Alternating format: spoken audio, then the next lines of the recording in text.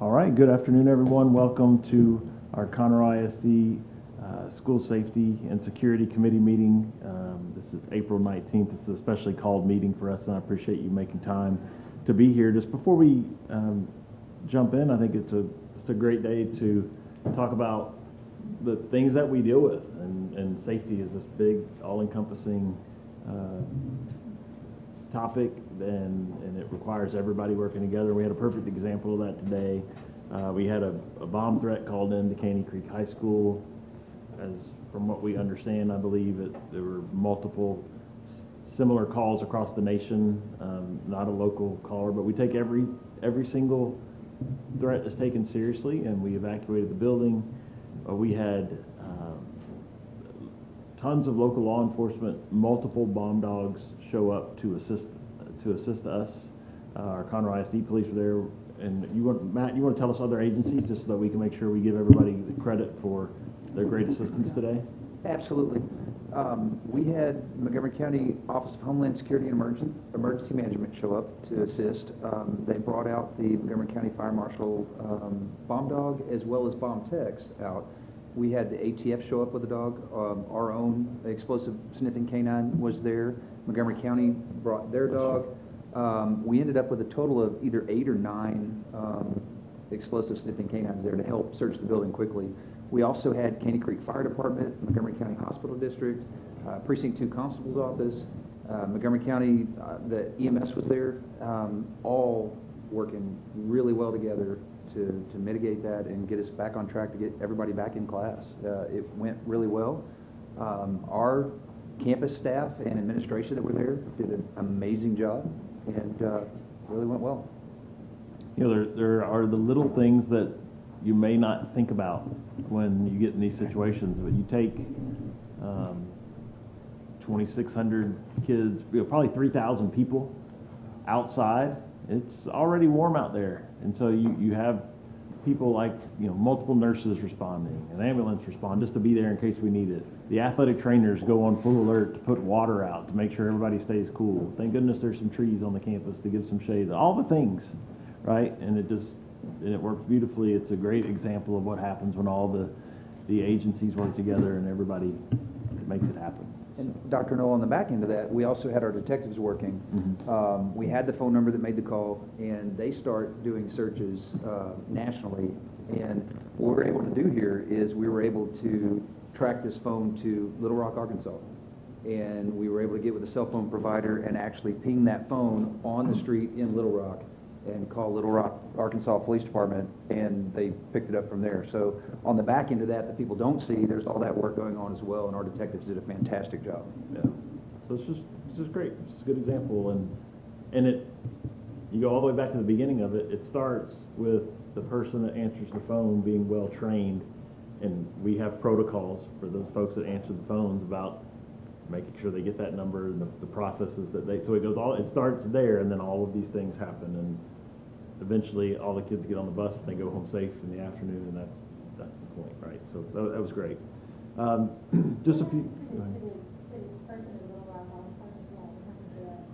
If they can catch them, then they'll be charged. What would be a charge, Matt? A potential charge for that? So false alarm or report. So that's it could be a federal crime at that point because it's an interstate threat. FBI is involved in it. And the way they catch them is if they're able to find this person, they've got the cell phone, it would have records of numbers it's called, people that have received threats. It would be probably a pretty intricate investigation to get charges on them, but certainly much more possible now that we were able to track it as far as we did. So, well done. It was just a great day. Other things going on just in the safety world, a lot of safety devices out there, tons of different things, and we have folks that are meeting trying to learn more about different safety devices that we may bring to the future in here to talk about. But there's so many things from AI is a big thing now, right? And there's sound detectors to tell you things that happen in buildings. There are metal detectors, different types of metal detectors. If you've gone to Disney World or Astros game lately, they have different things. We're learning about all those things to see if there are things that we would be interested in the future. Just a reminder that all those processes are complex because you have to kind of we would have to decide what it is that we want. Then we have to go through this whole procurement process where bids and all these different companies. So all these things are big and complex, but we are trying to learn more about them and see how those would work. And then paying for them becomes another challenge. But we do have a bond committee that's presently working to consider a future bond, and I believe at this point they have.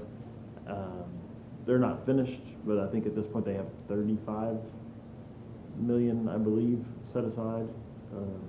Ballpark, yes. So yeah, somewhere in that area set aside for safety specifically, in addition to all the safety that's built into every building that's built, all of that. So interesting work. So well, let's jump into today's meeting, and as I said, we're going to try to move through these topics fairly quickly.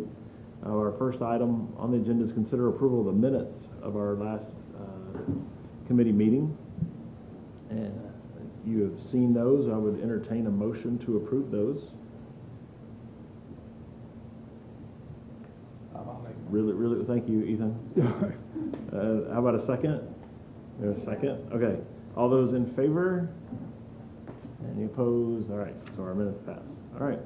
Item 2, receive and discuss information regarding student ID badges. And I'm going to hand this off to Mr. Record. But before we do, really, there's not a whole lot to talk about today other than this is the same information we received last time in here as a group. And what we're really just looking today is to ask you, now that you've had a little time to ponder, have you talked to anybody else? Do you have thoughts? And we don't need an official vote in this committee, but at some point we're going to need to make a decision if we bring a recommendation to the board for them to make a decision on. So we're really just looking for feedback. I don't know, Mr. McCord, anything you would add to that? That'd be correct. We're providing badges for all of our students during the year. This year we did, and we will do next year also. So we have the capability in place. Students have badges. They will have ID badges. 7th grade and up, it will have the picture on it. So really for 7th grade and up, it is an ID badge. You can look at it differently, but from pre-K through 6th grade, it's somewhat of a bus pass. We did not have their picture on it. Now, we could change that going forward, but that's the way we are right now. So we're just trying to get an idea of where we are on consensus, if we have it, about whether students should be required at any grade level specifically to wear ID badges. And if you look here, you saw this information. I'm not going to spend a lot of time on it, but we did a wide-ranging query of districts around us and also around the state. And we found out it is very common for districts to require their students to wear badges. If you look here, as you go to the front, can you go to the first slide, Ethan? So you can look here. You can see it varies. A lot of people are junior high and up or middle school and up, depending upon how they have their schools arranged. You can see Katy in our area. You can see Spring, close. We also tried to reach up into Dallas. If you go to the next slide, Ethan, you can see reaching over toward Austin, Georgetown, Southlake, HEB, a lot of people that compare very close to us about what they do. And so you can see it's very common. And so what we're just looking for, it has been done before in the district, as we talked before at Conroe High under the stewardship of Dr. Knoll when he was principal at Conroe High School. This gives you an idea of where we are in Montgomery County, reporting back from various Montgomery County schools. So based on the feedback, based on the information we discussed last time and the time you've had the mullets, we're just looking for information. Thoughts? Anyone want to go first? Yes, no, certain grades, ideas. My high school students were like, what? Why? Like, because we're going to tell you to. And that was an ample discussion on their end. How are the teachers? And I'm really curious, just as a parent, I want to hear that the teachers are all on board and think that this is a valuable tool. No, I'm a parent and a teacher. I teach at Conroe High School, Ninth Grade campus. The problem that we have is that we do have T buildings, and so because of our intruder, making sure that we, have the right people on campus and all the things, it's easy to identify a student and the student badge when they are in the T buildings, and for whatever reason they don't have the key card to get in. It just helps us with that, that being in that position as a teacher. And so I just think that it should be required across the board. It just, from a safety and security measure, that's where we are. you know, and it just helps us, because then when we have the audits and things like that, and we're asking for badges, and even though we've seen this kid, it kind of covers us to say, hey, you know, let me see your badge if I'm going to let you come into the school, even though I know you might be in the T buildings, you may not be my student. It just helps to protect us as teachers. My kids felt that that was a really valid reason, by the way, they didn't object. Yeah, Right. yeah. That's real, you know, we don't have that luxury of people entering one time only. When we have portables, and we also just have some building, you know, where we're now getting better at Conroe High, and we will eventually be complete, but that campus used to have 6 different buildings, so it was a constant come and go there as well. Yeah, please. So, Mr. McCord, my question is, we had a lengthy discussion last night about discipline, and so I love the idea. I'm with you 100%. I think this is something that we should be implementing. In my employer, we have to have badges as well. I mean, this is kind of part of it, and I think the students will probably just get used to it like we get used to everything else. I don't think there'll be a kick off in that. My question is, of the schools that we have up there that are implementing it at some level, do we know how they handle the discipline of those that don't? Are we, because like I said, the discipline we were talking about last night is already kind of, I wouldn't say backlogged, but there's a lot going on. And I don't know that we would want to add to that with not having a badge, or maybe we do. I just would love to hear how we enforce it and how the discipline is or something like that. You know, that's a good question, and I don't have all the answers for it. And I don't know if Ethan will show us those districts again. I can't confirm with the fidelity of which they enforce it, because that's a big part of it. If you're either going to do it or you're not. But, you know, as a campus administrator, if we were to do that, the delivery and how I sell it to my kids and how I ask my kids and how I model it by doing it myself matters. But it would be a fair statement. We are asking our administrators and our staffs, it's one more thing. It's one more, and it's a big thing. So I think what we have to do is decide, do the pros outweigh the cons of having them to do that? And that's really why we're here today. So I'm sure they're all over the gamut with different levels of enforcement. But Sandra, would you mind speaking to it just from when we lived it, on how you felt it was as a teacher, and then on that discipline side of when they didn't have it? I know we have a purchase, we usually go into the office, but I think I said this last time, the problem we have is that we have everybody inconsistent. Everybody has to buy into it. And if you have that line, and every teacher asks for it, if they don't have it on, every teacher will say there's your name badge or whatever. I think that would make a big difference. And it was me. One great thing is these kids are in the elementary schools now, they'll grow up being accustomed to the badges. I mean, it's going to take years to get there, but that's an advantage that doesn't want to be new to them. And Mom said, can I tell you, my experience of this since I started at Conroe High School, it would be great to have name badges from students, because when you talk to folks, they don't know who the kids are. You can actually have a kid sit in your class, and you can count, and you can call roll and everything. You don't know their names. They don't have any pictures or anything of any of the students. And I know that as far as the folks that I talked to there, they come across, would love to have name badges so that they could say, hey, this is John Smith, or this is, so. That's a good point.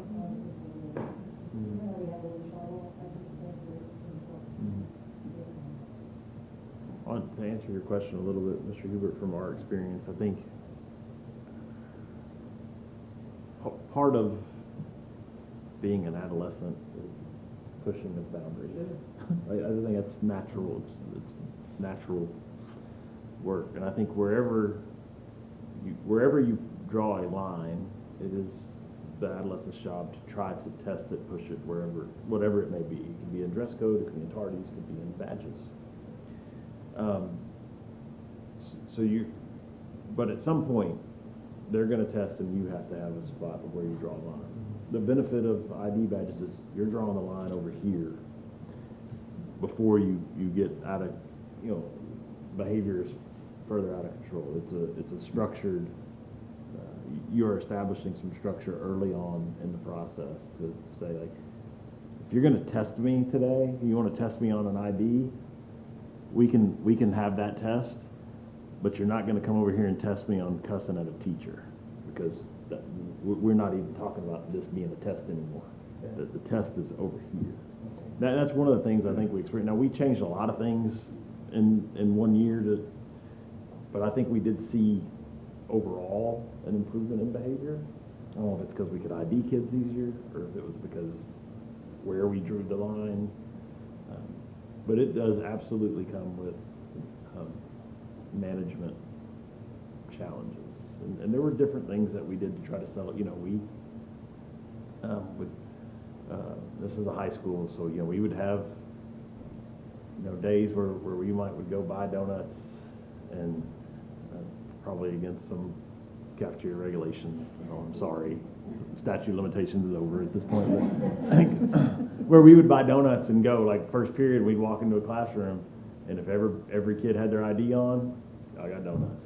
But if we weren't 100% in compliance, we'd keep walking down the hallway till we find a room that is. And the more of that type of thing to try to help. You have to deal with the ones that don't. But I don't know. Kim, you're the structures expert around here. What do you think? I think that's just it. You have to develop structures, and then everyone has to agree to them fit them. Yeah. And those are going to look different. And then also giving the period of grace. Also, like, we don't have to hardcore punish kids because I forgot my ID. You know, and we put some purpose behind it. Maybe it is the donut. Maybe it is, you know, something else. Like, as a grown-up, I have to now wear my ID badge everywhere because it gets me into the building. And I will say I probably didn't always do that before that was the requirement. Like, I know where mine is. I have not lost it over this year because it gets me into the building. And so I think that's what we need to remember. They're 14, 13, 15 years old. They're going to forget their badge. Some kids are not going to have $2 to go get it or whatever that is right then. So, like, putting systems in place to make sure we teach it, we put the systems in place, everyone is consistent. And then just that, you know, somewhere down the road, there are going to be some positive consequences and some negative consequences that they might encounter. Any other strong thought? I mean, at the very least, what I'm hearing from this committee is it sounds like something that we should take to the board for the board's consideration. Like, we're not at a no, which means we need to take it to the board and let the board make a final decision on it.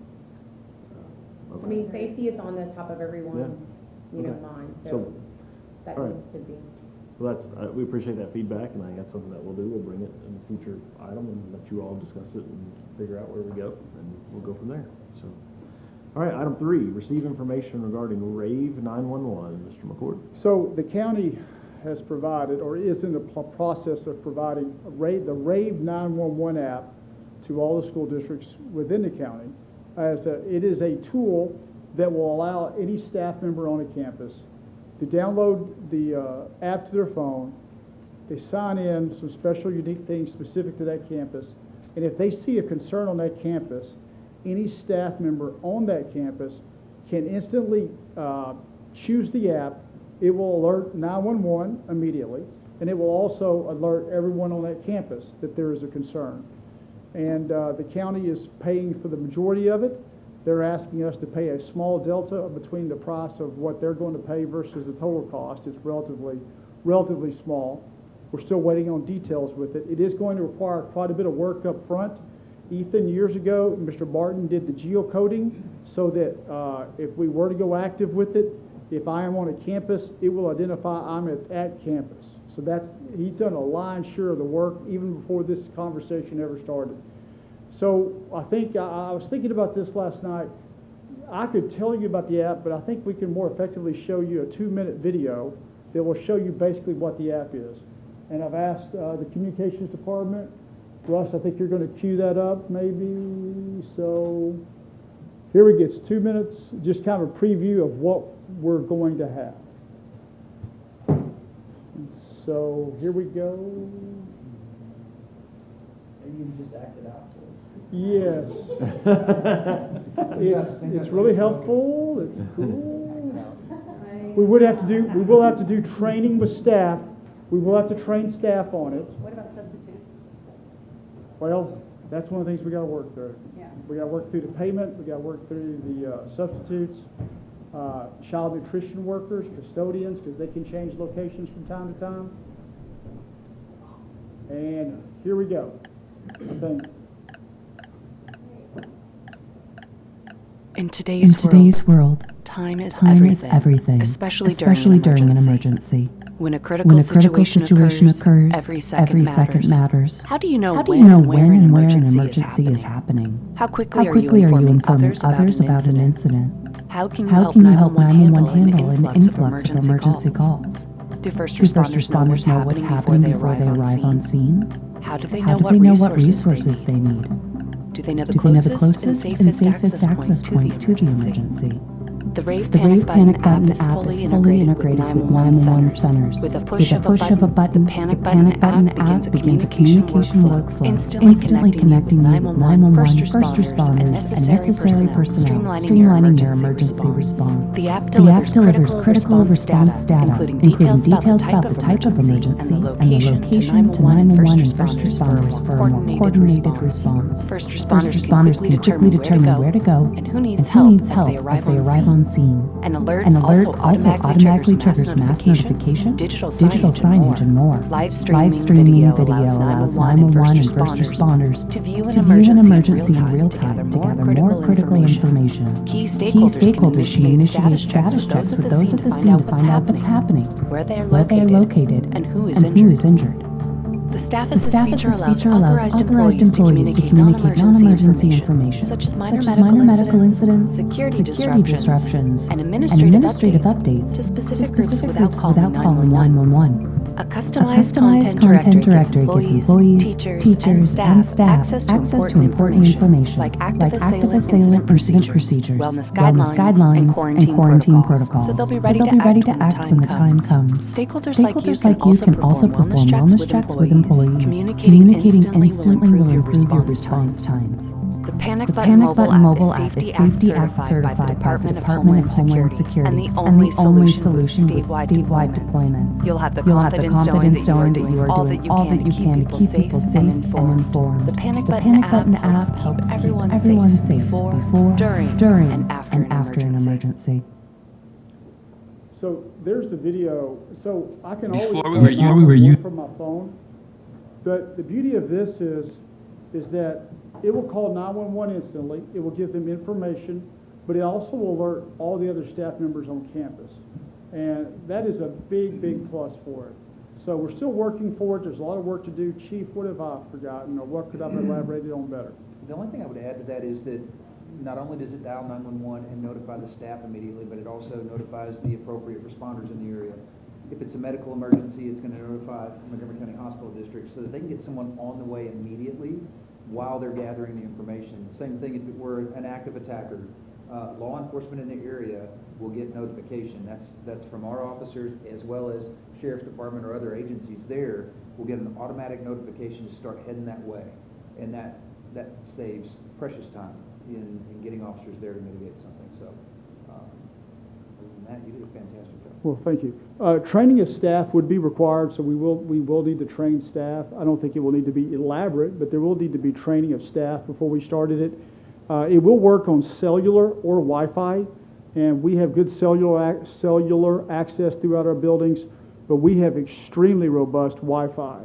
And the first thing people would think about would be Grand Oaks, and the cellular signal in that area is weaker, but the Wi-Fi is rocking in the Grand Oaks High School building. So there will be access. It's not perfect, but it's really good. So we're aiming to do this. The county has already told us they will provide it for us if we pay the delta. I think that delta is around 20 grand, I believe. Yes. So I have earmarked 20 grand of the safety security budget that I have to pay for that. And so we're looking to do it and hopefully implement it if we can overcome a few hurdles at the start of next year. Chief, am I missing anything else? Dr. Knoll, did I do a decent job? That's great. Well, thank Look you. forward to having it. And the county's providing it to all school districts, right? So everybody will be on the same system in the county? Everybody be on the same system. Willis ISD has already used it. Right. So I talked to their communications director about it extensively. And there's a lot of work to get it set up, but once we get it set up, it can run somewhat autonomously. But it's going to require some work. So, yes. How does the dispatching work, like the centralization of it? Does it go directly to 911, or is there a separate service that is sort of deciphering what goes to 911 in terms of medical and fire? My understanding is it goes direct. So it'll go directly to 911, and the system is set up such that in the dispatch center, if somebody's hit the medical, it's automatically alerting the 911 dispatcher that it's a medical emergency. And so it's gonna, the buttons that you see on the phone up there, it's gonna automatically notify them that that's the type of emergency. So if they did have to route from a 911 center to the hospital district, it's an immediate route. So it's basically streamlining 911, so it's alerting and communicating with other members that are within like the zip code or something. Is that, like, when you get the app, you'll get like a code that allows you to enter something, you know, like. For my site. For my Yeah, site. For that site. Yeah. And So actually, if you have a school, it'll be like, here's your code for the school. Correct. And then everyone that's in the school kids stuff will receive the Yeah. notices. It's not necessarily a code, all of the buildings have been geofenced. Right. And it only works inside of the geofence.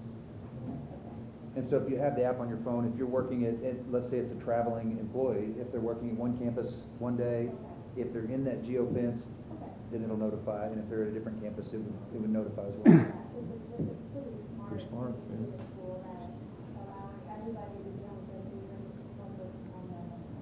And where it's really helpful, and hopefully you would never need it for a true major emergency, but what does happen routinely as an administrator is I need to communicate with the staff, and I need to do it somewhat discreetly. Power's gone out, or there's just a myriad of things that can happen, and I can do it through the app without it being an emergency. So that's a real plus to it. What about like behavioral stuff? Like you need a system in your room, like there's something going on, you need help with your room. I don't know if I would have like the direct messaging one-to-one. There's a staff assist thing on it, and oddly enough, we obviously don't want to use it for the worst thing up there, the big red button.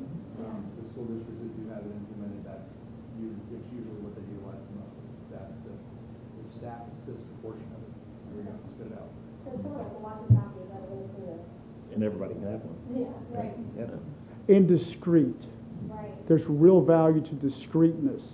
I don't need to get on the PA constantly and say stuff. So we're in the process of making this happen. To use a sports metaphor, we're probably on the 20-yard line. We have work to do. So it's going to involve technology, police, campuses, training, in-service, a lot of people. But we're excited. I just worry a tiny little bit about like hacking, like our kids hacking into it, but that's really only, but that's fun for our kids, that's like what they Yeah, like to do. it's a in challenge, their yeah. spare time, you know. Yeah, indeed. That's Rave 911. They We'll keep- also pick up our phones in our classrooms and dial 911. Unfortunately, they do that too, on occasion. Yeah, they do. Or what happens, Dr. Knoll, this happens a lot, is they dial 911, and then they have remorse. Oh, I don't need to finish this. But once you dial 911 and you stop, it calls 911. Barbara can tell you. Yes, if you have remorse, it's too late. Or if Yeah. you're like threatening your child, like, you don't do that. Yeah, be careful, yeah. See, yeah, yeah. Be careful. All right. Thank you, Mr. McCord. Well, thank you. All right, at this time, we will move our meeting into closed session to discuss matters permitted by law, including but not limited to Texas Government Code 551.076, to consider the deployment or specific occasions for implementation of security personnel or devices, and 551.089, deliberation regarding safety, security devices, or security audits. Our time is 4:29.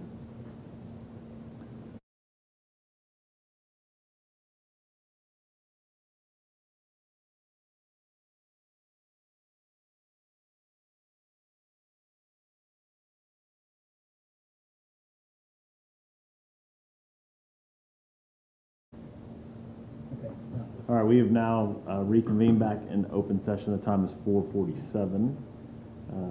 Thank you all. Our next item, item 5, consider approval of the Conroe ISD multi-hazard Emergency Operations Plan for the 2023-2024 school year. Would entertain a motion. All right, we got a motion and a second. Okay, motion and a second. Any discussion? All those in favor, raise your hand. Any opposed? Passed. Thank you.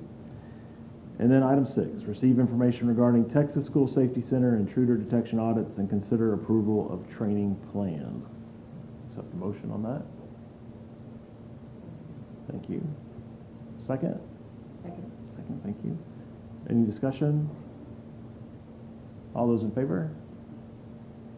Any opposed? Thank you very much. All right, that is our final agenda item today. We thank you once again for coming here for a specially called meeting. Appreciate your involvement and wish you all a great end of the year. Hopefully this will be our final meeting of the year, and we will go from there. Dr. Knoll? Yes. Anticipate, unless one's needed, the next meeting would be in early June. Okay. We will let you know. And please sign in on. Yeah. Yes. Yes. One meeting is required, so typically. Yes, please sign it. All right. Thank you all. Thank you.